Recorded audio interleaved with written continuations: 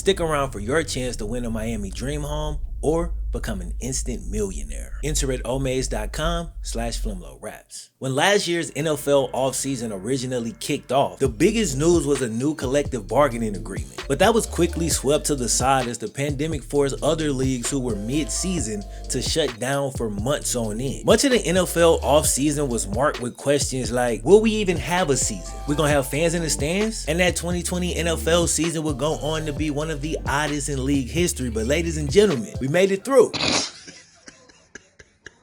The 2021 offseason has been a wild ride in its own right, albeit for a completely different reason. Well, I guess it's not completely different. Lots of players have voiced their frustration with how the league has incentivized the vaccine, and only a year after a new bargaining agreement was reached, some contract policies are already being brought into question by players. Then on top of that, last year's MVP, last year's passing yards leader, and the guy who threw last year's second most touchdowns were all rumored to want trades, something that kept QB hungry fans in a Photoshop bag damn near the whole offseason. Richard Sherman had a situation. We got another all-time terrible introductory press conference. These are pretty much every year at this point. Even my Bengals had somewhat of an eventful offseason. Hey man, let's talk about it. Today we're talking about an assortment of storylines and events from the 2021 offseason. As we get ready to put it all behind us and move into the NFL 2021 regular season. Let's get it. This video is going to be pretty free-flowing, so some topics I'll cover in like a sentence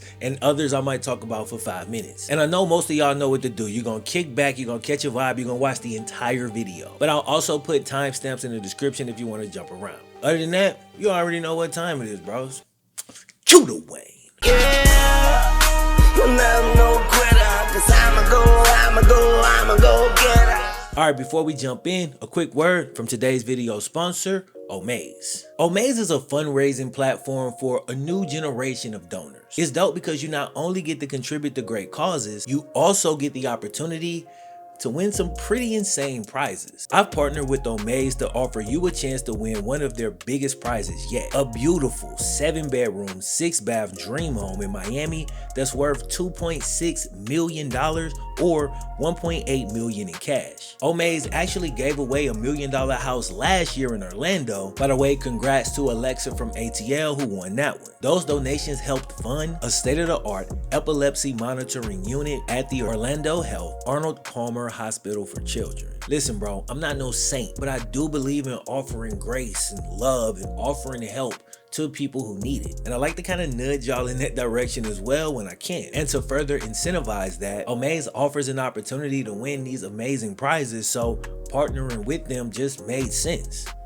Now for this fire Miami home, all you got to do to potentially be the next winner is go to omaze.com/FlemLoRaps. If you do decide to donate, your donation will support the Make-A-Wish Foundation, a foundation that grants game-changing experiences to kids who have critical illnesses. And us sports fans should already be pretty familiar with the Make-A-Wish Foundation, but here you have an opportunity to contribute to that, all while also gaining the opportunity to potentially win this 6,000 plus square foot home with 7 beds and 6 baths. So for your chance to win a multi-million-dollar home in Miami or $1.8 million in cash, go to omaze.com/FlemLoRaps and enter now. Best of all, every donation supports the Make-A-Wish Foundation, so go there, donate, and good luck.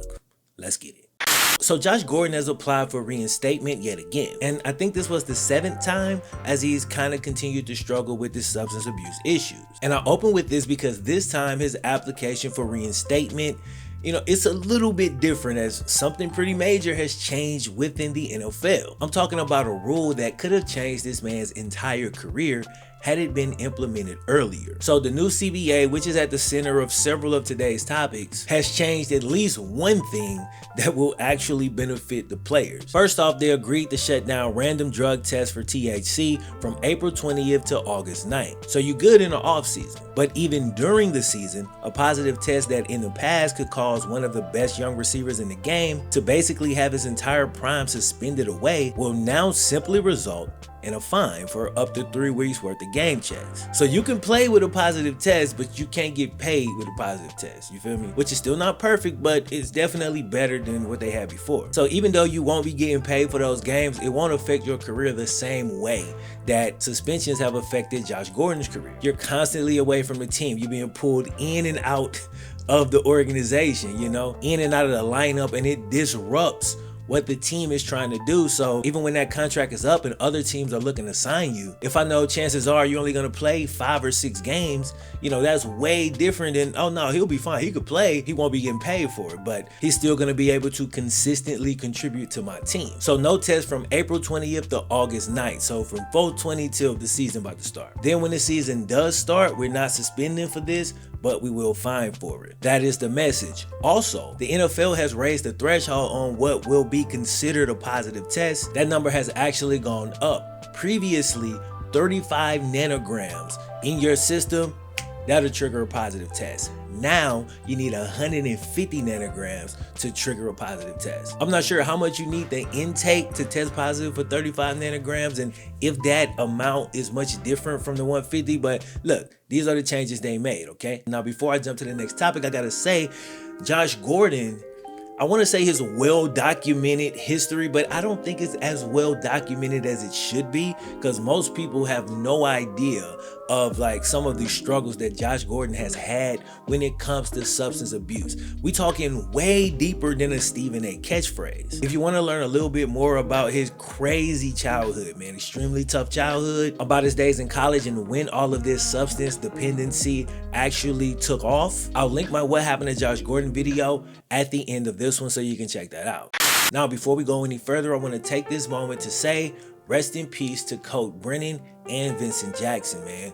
2 former players who we lost during this offseason. Vincent Jackson was a great NFL receiver for a long time, man. Played for Tampa Bay, played for the Chargers. And Colt Brennan was a college football legend. We're talking one of the all-time great Hawaii quarterbacks. Had a lot of unfortunate situations happen to him. I've actually covered him in the past as well. But extremely sad situation. Rest in peace to both men.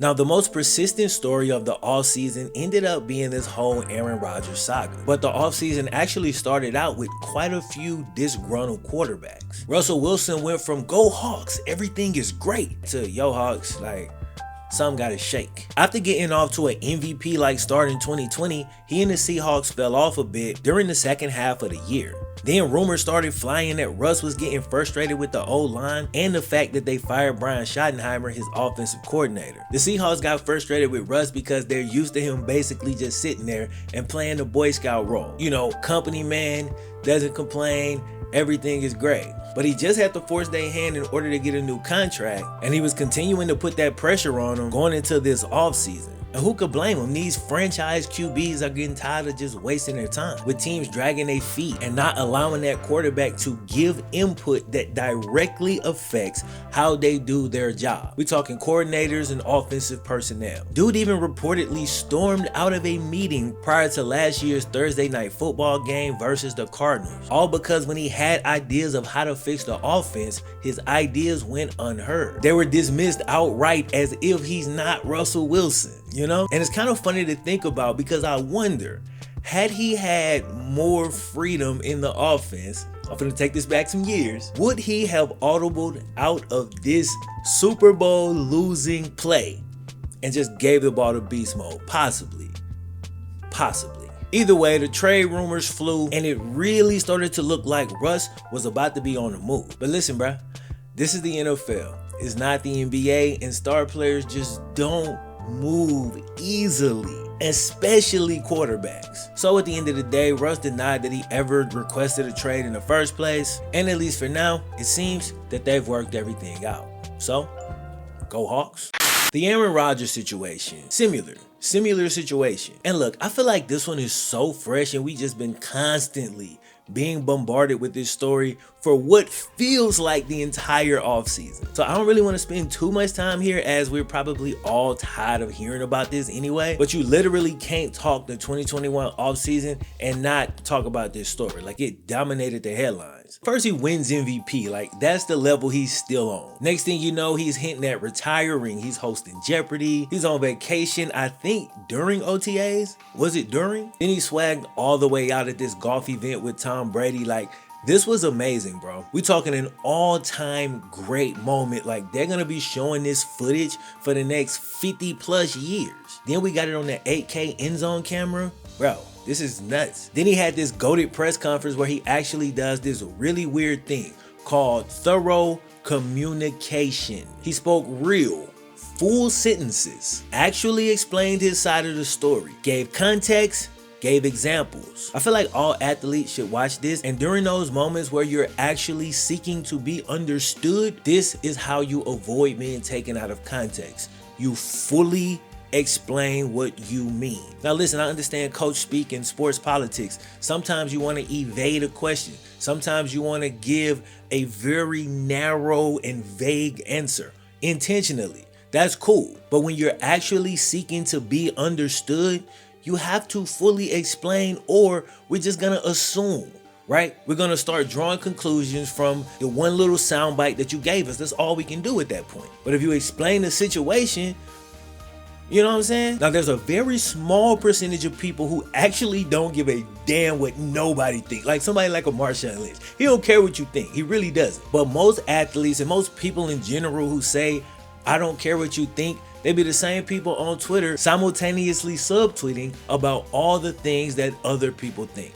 Just be real with yourself. If you care what people think, if you want to be understood, just fully explain. Simple. So now he's back with the pack for at least one more year, and to signify that, he even coordinated this IG post with his star receiver, Davante Adams. Pretty on the nose Last Dance reference, which they got killed for, by the way, because they have no Super Bowls together, and the cast that they was supposed to have, you know, several. So it wasn't completely a foolproof boss move, but overall, this offseason for Aaron Rodgers, Frank Sinatra, he did this whole thing his way. After all of that, he's still a Packer, at least for this one more season. It feels like everything just kind of reset back to zero, back to square one. But there is one quarterback situation that unfortunately can never just return back to square one. A situation where regardless of the outcome, this man's life, career, and just the way he's publicly perceived has been forever changed. So back in late January, when Deshaun Watson requested a trade, most fans of the former Clemson QB, including myself, felt like Deshaun's about to get with a better organization and his career is going to take off. Mind you, he already had the mega contract. He already had the star status, already a 3-time Pro Bowler, NFL passing yards leader in 2020, and he's only 25. But now he was going to get to a team like Miami or the 49ers. And he was going to compete for a Super Bowl, man. You know, finally taking his rightful place next to Patrick Mahomes as basically the best of the new school quarterbacks, you know, 25 and under. I'd also put Lamar Jackson in that category as well, even though he had somewhat of a down year last year. There's a few more that you can argue, but I'm not here for that. Anyway, Deshaun was poised to change his career forever. And it did change, just not the way we expected it to. So while the Texans sat back on their hands refusing to trade Deshaun initially, their stalling tactic backfired big time. I mean, like the worst backfire you could possibly imagine. As all of a sudden, seemingly out of nowhere, this past March, Deshaun Watson was accused of misconduct in a crazy set of accusations in a civil lawsuit involving 22 massage therapists. It was pretty wild, as I followed Deshaun since his freshman year in college, and I have never heard or read a single bad word about this dude. Well, until now. Now, I'm the type of person who can hold multiple thoughts at the same time. So I can hold the thought that Deshaun is innocent until proven guilty,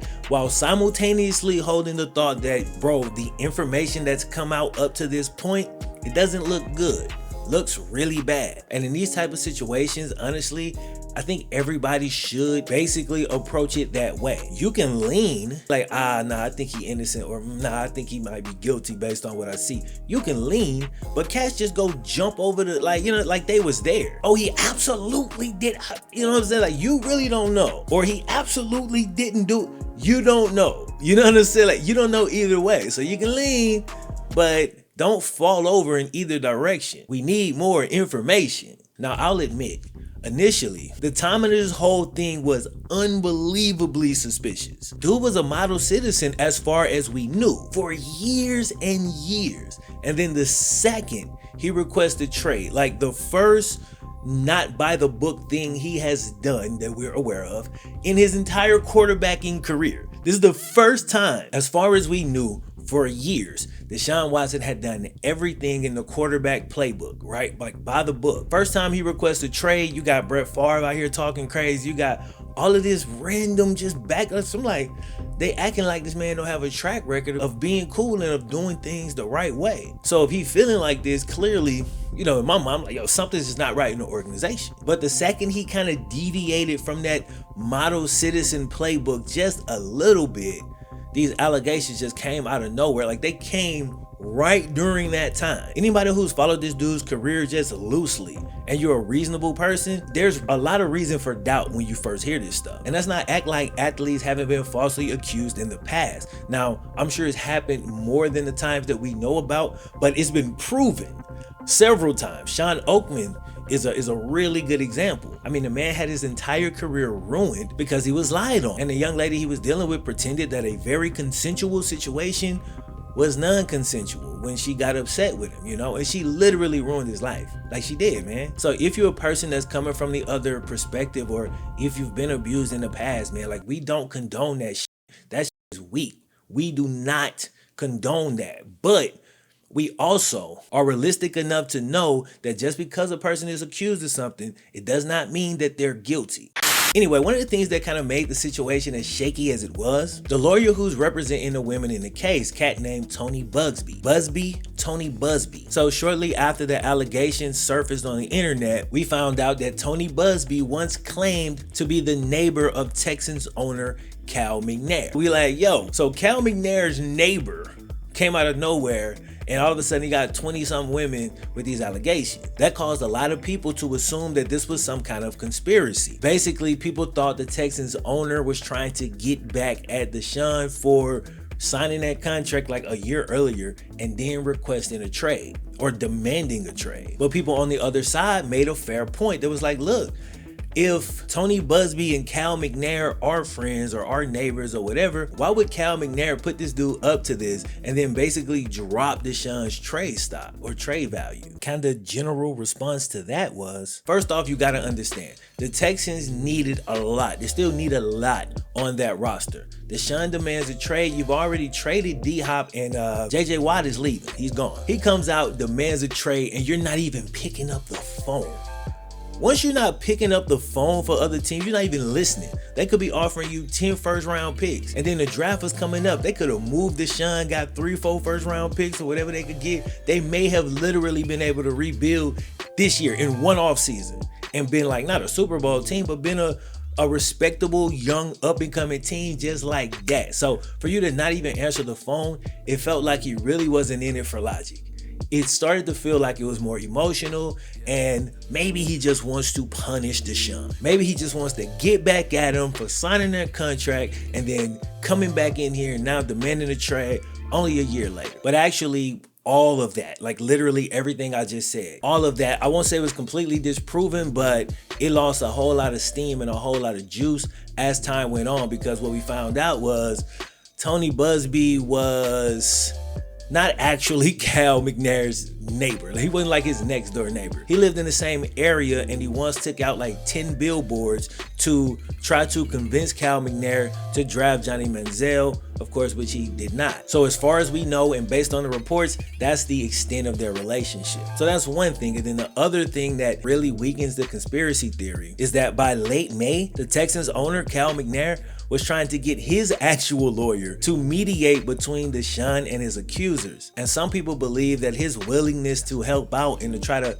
go ahead and get this situation resolved kind of also disproves the whole he was emotional and just trying to get back at Deshaun thing. All of that is speculate. Like, it's all speculation. I might just put like a big speculation thing on the screen that entire time. So I hate when people hit me like, bro, you were spitting facts when you said. I was like, bro, that was a theory, bro. Like, based on the information we have, I'm just saying it's possible, right? That's it. That's all I'm saying. A theory. Y'all know how theories work. Come on. But regardless of where you stand on all of that, there's one thing we can all agree on. The more details we hear, kind of the worse it's looked for Deshaun's public reputation. Still, we gotta let the legal process play out and just see where this whole thing leads. And then by the end of it, when we have all the facts, well, you never get all of the facts. At the end of it, when we have more facts, okay, and more of the story, like a fuller picture, then the public as a whole can decide how they feel. In the meantime, from a strictly football standpoint, we have temporarily lost one of the game's bright young stars. Dude was a role model, has done a lot of good, and something like this is gonna stain that. It definitely will. And that's honestly just really unfortunate because his good guy persona and brand is now ruined, right? And you say, Flo, why you talk about his brand? I'm into brands because I don't believe that any person on the earth is like this perfect good guy. Every time I see The Rock, he's smiling. He's happy. He's got energy. That's his brand. You think The Rock don't just get pissed off sometime? Or just be tired? Or just be like, bro, I ain't doing nothing. I'm chilling. Like, of course. But I can still be motivated by the brand. Like, this is what he's choosing to put out.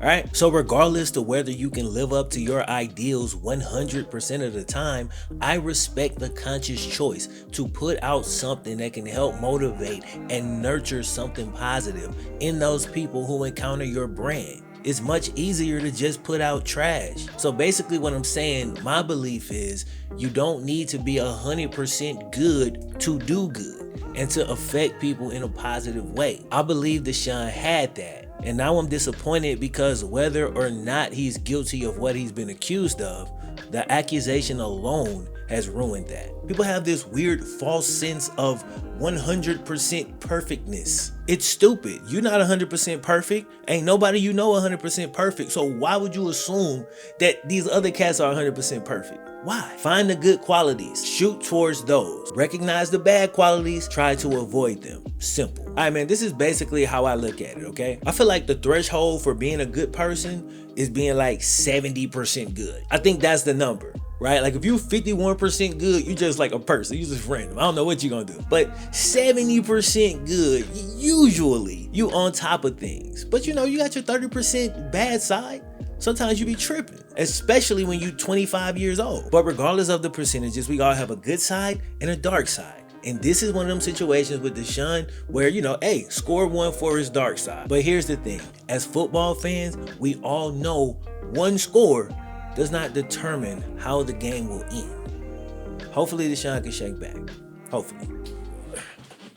Here's some quick topics I could cover in a sentence or two. We're going to call this our no huddle section. Kellen Winslow Jr. was sentenced to 14 years in prison. College players can now get paid for their likeness. 2020 first rounder Jeff Gladney was released from the Vikings. This was after being indicted for felony assault on a woman. So his young career is in trouble, but hopefully he's getting his life on track. Dan Snyder and the Washington football team were fined $10 million for, quote, frequent bullying and intimidation. Sam Darnold got a new start in Carolina. Cam Newton is back with the Patriots. The Rams and the Lions swapped quarterbacks. Brady took a page out of AB book. This man been all over social media, and he's definitely the GOAT, but for those of y'all who didn't know, this video is definitely a fake. Zeke got in crazy shape.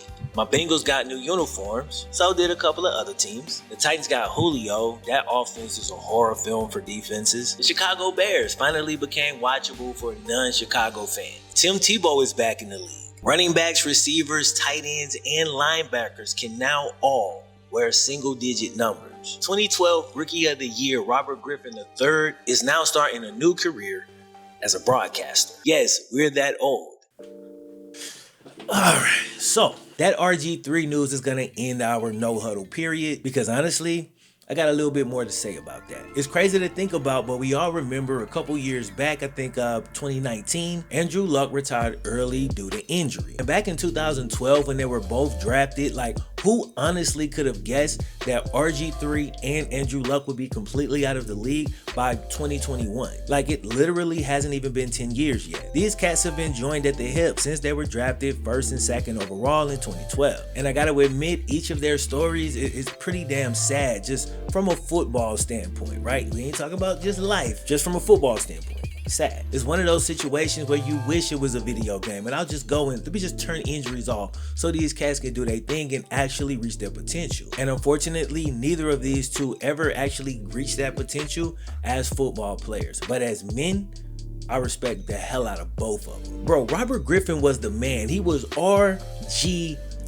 Heisman Trophy winner, second overall pick, rookie of the year. He was that dude. But after a string of injuries in Washington, he watched his former backup go and get paid, while he was forced to accept a backup role and mentor a guy who came into the league and became everything people always thought RG3 would become. But he accepted that role and he did it to the best of his ability, was great in the locker room, was great in the interviews, was just a great teammate. Do you understand how rare that is? He was a superstar who was brought down because of injury. Bro, you got some quarterbacks late in their career who don't embrace the young QBs and show them love and show them the ropes. So for him to do that, not far removed from his superstardom, you gotta respect him for that. Now he's moving into a completely different stage in his life and career. And according to reports, dude is said to have some really great broadcasting potential. And who knows if he's actually gonna be well received, bro, because Twitter can be pretty damn brutal. Y'all really care about these announcers. But how dope would it be if he ends up being a beast? He's what, 32, 33 years old? And then kind of like the John Maddens and the Chris Collinsworth and the Troy Aikmans, you know what I'm saying? The cats who played the game and were good at the game, but then got into this whole other career and,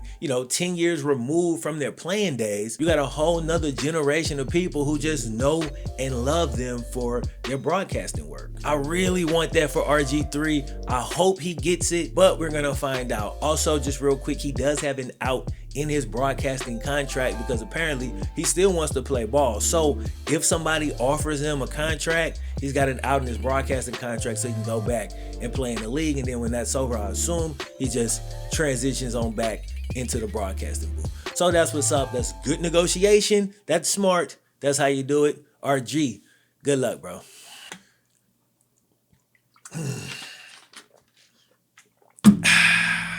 Richard Sherman had a situation. Now, I covered this in full over on FlemLo Raps 2. That's kind of where I react to just news stories. Basically, when I just need to get something out quick, I want to cover something real fast, it'll go up over there. So if you're not following me over there, right? See, I personally had a huge problem with the way the whole Richard Sherman situation was covered. And just to explain it as quickly as possible, here's the 60-second clip that I posted to the FlemLo Raps TikTok. So Richard Sherman was arrested last night. The cops was called around 2 a.m. The caller said there was an adult family member, apparently Richard Sherman, trying to force his way into the residence. Not long after that, it was reported that he was involved in a hit and run. It's really interesting how this is being reported. When you hear domestic violence and it's involving an NFL player, you think he has harmed his wife. But this is burglary domestic violence, and it's a very different thing, at least in this case. It's still bad, but just not as bad. We don't know why he was trying to force his way into the house. We do know he never got in. And we also know that nobody was hurt. But when you see hit and run in the headline, the first thing I think is that he ran into somebody with his car and then took off and fled the scene. Then when you read the article, it says it was a single car accident. And most people are just seeing these headlines and assuming, dude hits women, he ran into somebody in the car and took off. That ain't what happened. What he actually did was wrong. And if you want to drag him for that, cool. But if you're gonna do that, at least be clear on what he actually did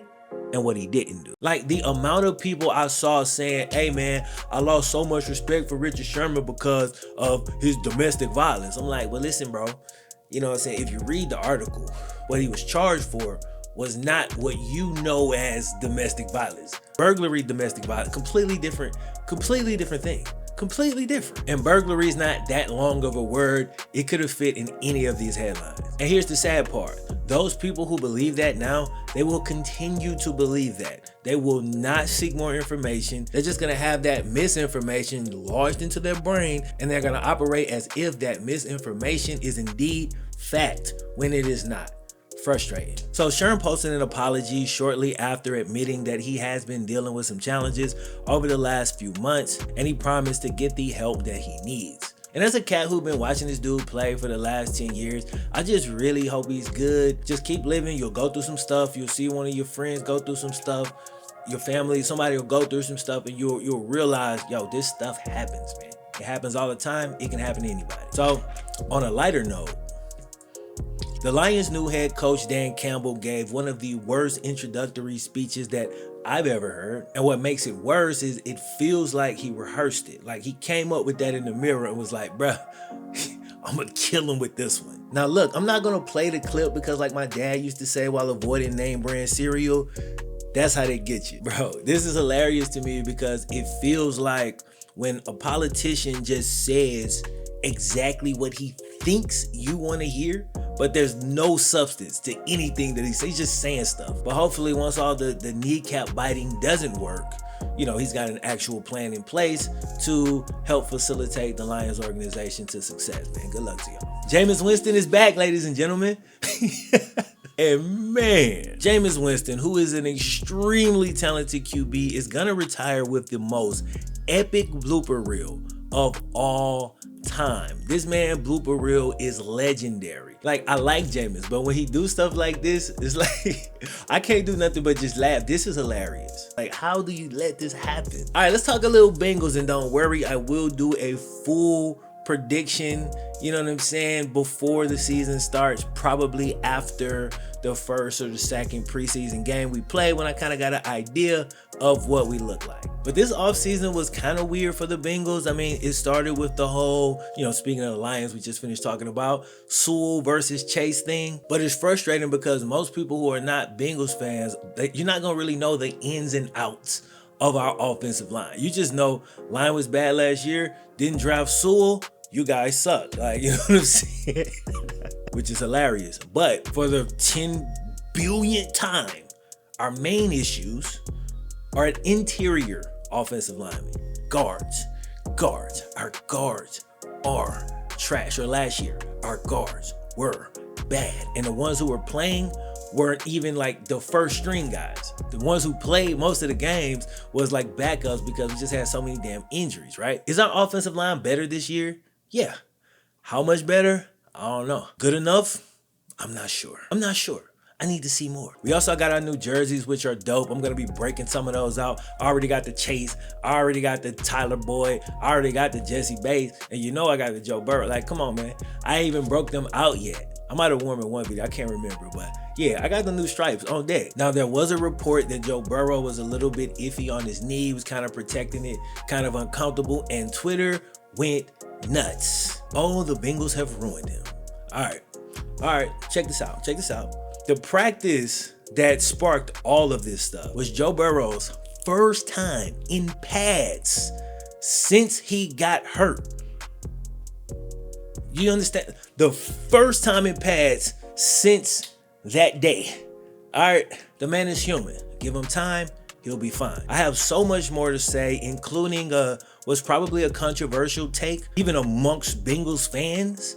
But I'll talk about that in my Bengals video down the road. They give y'all something to look forward to. All right, man, final topic, and it's kind of a heavy one. I honestly don't know why it's so heavy, but it is, so I'm gonna respect. Now, given the fact that NFL teams definitely lost money last year due to the pandemic, the NFL has decided to put some rules in place to incentivize players to get vaccinated, all in an attempt to keep the league running as smoothly as possible so that we can play out the season with no hiccups. But a lot of players were unhappy because they felt that the league was forcing their hand, which, let's be honest, they definitely were trying to do that, or going as far as they could to force their hand without actually doing it, right? Bills wide receiver Cole Beasley has been one of the main people who's just vehemently against getting a vaccine. But to be honest with y'all, this is one of those stories I stopped following after like the first 2 days. And that's because this discussion is very politically charged, which that in itself is not a big issue, but the issue is the way we run politics today,